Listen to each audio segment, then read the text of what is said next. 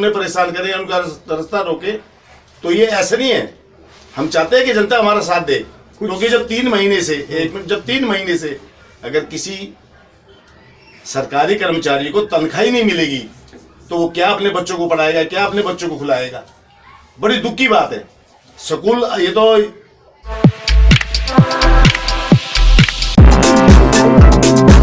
को परिचय कराता हूँ आज के खास मेहमान से। सर नमस्कार।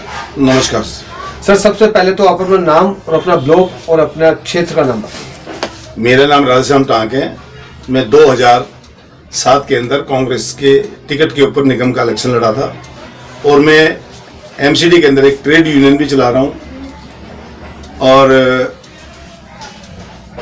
शायद मुझे बड़े दुख के साथ में कहना पड़ रहा है जी कि जब कांग्रेस की सरकार थी, अभी हमारा झगड़ा चल रहा है ऐसे ही आम पार्टी से भी और बीजेपी से भी। क्यों चल? क्योंकि दिल्ली के अंदर जो है आम पार्टी बैठी है विधानसभा में और निगम के अंदर जो है बीजेपी बैठी है। हमारी सैलरी की तो अलग बात रही, वो तो हम हर रोज काम करते हैं और सैलरी ले रहे हैं, वो तो इनको देनी है। अच्छा, आप सरकारी कर्मचारी भी? हाँ, मैं रिटायर हो चुका हूँ। अच्छा, रिटायर। 2019 के अंदर रिटायरमेंट हुआ हूँ। 2014 से पहले निगम के अंदर कोई ऐसी तकलीफ नहीं थी कि हमारा कर्मचारी मरता था, उसका जो भी लाभांश का जो भी पैसा मिलता था वो तुरंत जो है टोनाल बुला के उसका दे दिया करते थे। मतलब उसको खाली हाथ नहीं जाने देते थे, उसको चेक जो है उसकी किसी ना किसी पेमेंट का चेक देकर उसको भेजते थे। डेथ में भी ऐसी था और रिटायरमेंट में भी ऐसी था।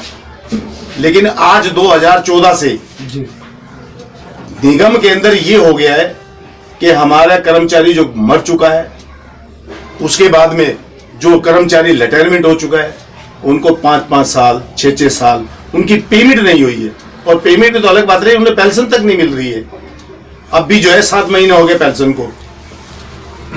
उसके बाद में कांग्रेस के टाइम में मैं अभी जो है हमारे यहाँ के जो महापौर हैं जयप्रकाश जी, वो भी अपने मुंह से कहते हैं ये बात, क्योंकि परसों भी हमारी एक मीटिंग थी जयप्रकाश जी के साथ में। वो भी खुद अपने मुंह से कहते बीजेपी वाले कि जब शीला की सरकार थी 15 साल रही है, जब भी तो हमारे निगम में सरकार थी, जब पैसे क्यों नहीं रुका? अब ऐसा क्या कारण है? जो ये आम पार्टी के लोग जो बैठे हैं दिल्ली सरकार के अंदर, तो ये पैसे क्यों नहीं दे रहे? जब शीला सरकार, वो भी तो विरोधी सरकार थी, बीजेपी कर उसकी बनती नहीं थी, आम पार्टी तो कल आ गई है। लेकिन एक ऐसा उसने जादू चलाया कि हमारा सफाई कर्मचारियों का जो हथियार था वो चुनाव चिन्ह में इसने ले लिया, झाड़ू का। अच्छा, तो उससे नहीं, उससे बड़ा फर्क पड़ा है। उससे हमारे लोगों ने ये सोचा कि शायद हमारा ही कोई अपना आदमी है जो झाड़ू का चिन्ह लेकर आया है। पहले उन्होंने क्या किया, 30-35% उसे वोट दे दिए, सरकार नहीं चलने पाई। कांग्रेस ने समर्थन दे दिया। जब कांग्रेस की भी बात नहीं मान रहा था, वो अपनी चला रहा था, तो उन्होंने समर्थन वापस ले, सरकार टूट गई। उसने कहा कि नहीं, मुझे दोबारा लाओ कि मैं तुम्हारे बिजली फ्री, पानी फ्री, बहुमत के साथ मुझे बहुमत से लाओ। और सफल भी हुआ। और यकीन नहीं करोगे आप, शायद हमारे अपने सफाई कर्मचारियों ने तीसरी दफे तो 100% वोट जो है केजरीवाल को डाल दिया। उसमें बहुत सारे वादे भी किए थे। नहीं, वायदे तो किए, लेकिन वायदे कर क्या रहा है? वो कर कहा पूरे। अब देखो ना, पहले सरकार के जो दिल्ली सरकार थी वो निगम को पैसे देती थी हमारे लिए कि भाई डेंस कर्मचारियों का, हॉस्पिटलों का, अलग अलग जितने भी डिपार्टमेंट है उनके सबके पैसे का भुगतान करती थी दिल्ली सरकार। दिल्ली सरकार ने एक पैकेज बना रखा था हमारा कि ये पैसे सिर्फ ओनली ये सफाई कर्मचारियों को देना है, ये हॉस्पिटलों को देना है, और इसमें से खर्च नहीं करना। सरकार बीजेपी की थी, वो हमें पेमेंट करती थी। लेकिन अब हाल ऐसा हो गया है, तनख्वाह के लाले पड़ गए हैं। तो दोषी कौन है? दोषी मैं तो कहूंगा तो भाजपा भी है और आम पार्टी भी है। दोनों दोषी है मेरे हमारे लिए तो। क्योंकि जब उसके पास जाते हैं मुख्यमंत्री के पास, वो ये कहता है मैंने इतना पैसा दे दिया कि ये खुद खा जाते हैं, ये पता नहीं कहाँ लगा देते हैं उस पैसे तो जनता ही रही है। हाँ, जनता पिस रही है। और हमारा अब ये जो हड़ताल हो रही है नहीं है, ये हम ऐसे नहीं कहते कि हम जनता को परेशान कर रहे हैं। क्योंकि जनता भी हमारे परिवार में से ही है। जो लोग बस रहे हम कूड़ा डाल के उन्हें परेशान करें, उनका रास्ता रोके, तो ये ऐसा नहीं है। हम चाहते हैं कि जनता हमारा साथ दे, क्योंकि जब 3 महीने से जब 3 महीने से अगर किसी सरकारी कर्मचारी को तनख्वाह ही नहीं मिलेगी तो वो क्या अपने बच्चों को पढ़ाएगा, क्या अपने बच्चों को खिलाएगा। बड़ी दुख की बात है। स्कूल ये बीमारी ऐसी फैली, मैं तो नाम लेता भी इसका डरता हूं कि इसके अंदर हमारे कर्मचारी सुबह 6 बजे जाके 6:30 बजे जाके रोड साफ कर रहे। 28 कर्मचारी मरा हमारा, 28। और 28 के अंदर जब कर्मचारी हमारे मरे तो इसने घोषणा की थी एक केजरीवाल ने कि कोरोना के अंदर काम करता हुआ कोई भी कर्मचारी मरेगा उसे 1 करोड़ रुपया दिल्ली सरकार देगी। अभी तक 28 आदमियों में से एक कर्मचारी को भी 1 करोड़ नहीं दिया है। दुर्भाग्य की बात। क्या करेंगे इन सरकारों को? हम क्या करेंगे? चाटेंगे नहीं तो फिर इनके घर में कूड़ा नहीं फेंके। तो हमारे पास तो यही हथियार है। और इन लोगों का दिल दुखाने का मतलब है कि ईश्वर का दिल दुखाना, क्योंकि ईश्वर ऊपर से नीचे तो नहीं है, उसके रूप में ये लोग हैं। अगर इन लोगों की अहमियत अब पता चल रही है ना, और अभी भी इनके साथ राजनीति करी जाए तो बड़ी दुर्भाग्य की बात। बहुत अच्छे कह रहे हैं। कोई भी पार्टी हो चाहे, बिल्कुल। इनके साथ राजनीति नहीं करनी चाहिए। मैं गलत कर रहा हूं? बिल्कुल आप ठीक कह रहे हो। मैं अभी एक छोटी सी और बात बता रहा हूँ आपको। एक वेस्ट जोन है जो साउथ के अंदर पड़ती है, वहां पर जो एवजीदार सफाई कर्मचारी है, जो कर्मचारी हमारा छुट्टी पे चला जाता है उसकी जगह उसको लगाते हैं। अच्छा। अब उन्होंने ऐसे आदेश किए कि वो आदमी 15 दिन अपने घर बैठेगा और 15 दिन काम करेगा। अब ये बताओ आप, जिसके 2 बच्चे या 3 बच्चे होंगे, क्या 15 दिन की उस तनख्वाह के अंदर वो अपने बच्चों को पढ़ा लेगा या उनका पेट पाल लेगा? इनको शर्म नहीं आ रही है। इनको ना तो ये निगम वाले सोच रहे हैं, ना ये दिल्ली सरकार के अंदर बैठा मुख्यमंत्री ये सोच रहा है। कई दफा मुख्यमंत्री से मीटिंग हुई है, अभी भी हमारी जो है दुर्गेश पाठक से मीटिंग हुई है। उसने क्या किया, सारी दुर्गेश पाठक से आपकी मीटिंग हुई थी। कब हुई? अभी कोई 15-20 दिन की बात है, महीना भर ही हो गया। क्योंकि मैं उनके पास गया तो उन्होंने कहा कि मैं गोवा में हूँ सर। गोवा उसके बाद गए फिर। अच्छा, अभी गोवा उससे पहले हाँ 10 दिन के लिए गए थे। वो कहते 10 तारीख को मैं गोवा से आ जाऊंगा, उसके बाद में आप मीटिंग रख लो। अच्छा। उनसे भी हमारी बात हुई, क्योंकि वो प्रवक्ता है निगम के, प्रभारी निगम के। अब निगम के तुम प्रभारी हो तो तुम्हें यही नहीं पता कि निगम के अंदर हो क्या रहा है कर्मचारियों के साथ? शायद इस वक्त उन्हें यहाँ होना चाहिए। तो गोवा में क्या? गोवा के अंदर अपना मौज ले रहे हैं, मस्ती मार रहे हैं सारे के सारे। ये हकीकत है। और मैं सच्चाई आपको बताऊं कि अब परसों हमने जेपी जी के यहाँ पर एक नोटिस लगा दिया है, क्योंकि कोर कमेटी की हमारी 37 यूनियन है, जो उसकी एक कोर कमेटी बनाई गई है 37 यूनियनों की, उसका जो है मुझे अध्यक्ष चुना गया है। तो उसकी तरफ से हमने कोर की तरफ से हमने नोटिस लगा दिया है एमसीडी के अंदर, अगर 25 से पहले हमारी 25 जनवरी से पहले हमारी एक तो जो भी तनख्वाह रुकी ओढ़ है वो सारी की सारी दे दो। हमें जितनी पेंशन रुकी ओढ़ है वो सारी दे दो, और बाकी जितनी भी हमारी डिमांड है, जो डेथ हुए जिनकी, जो रिटायरमेंट हुए, जो कोरोना में मारे गए हैं, ये सारा हमारा भुगतान कर दो। नहीं तो 25 के बाद के अंदर कोर कमेटी भी हड़ताल के अंदर जा रही है। फिर ये नहीं बख्शेंगे। मैंने एक सुझाव भी दिया था, मैंने कि मेयर साहब आप ये मत समझना कि आपके घर पे भी कूड़ा नहीं पड़ रहा है, क्योंकि यूं नहीं पड़ रहा, वहां का जो सुपरवाइजर है या इंस्पेक्टर है या एसएस है, चीफ है, जो भी है, वो इसलिए डर के मारे कि ये मेयर साहब की कोठी है। अगर हमने 25 तारीख का नोटिस लगा देने, वहां हम आपको नहीं देखेंगे मेयर साहब है, आपके घर के सामने जो है कूड़ा पड़ा है तो पड़ा ही रहेगा, उठेगा नहीं।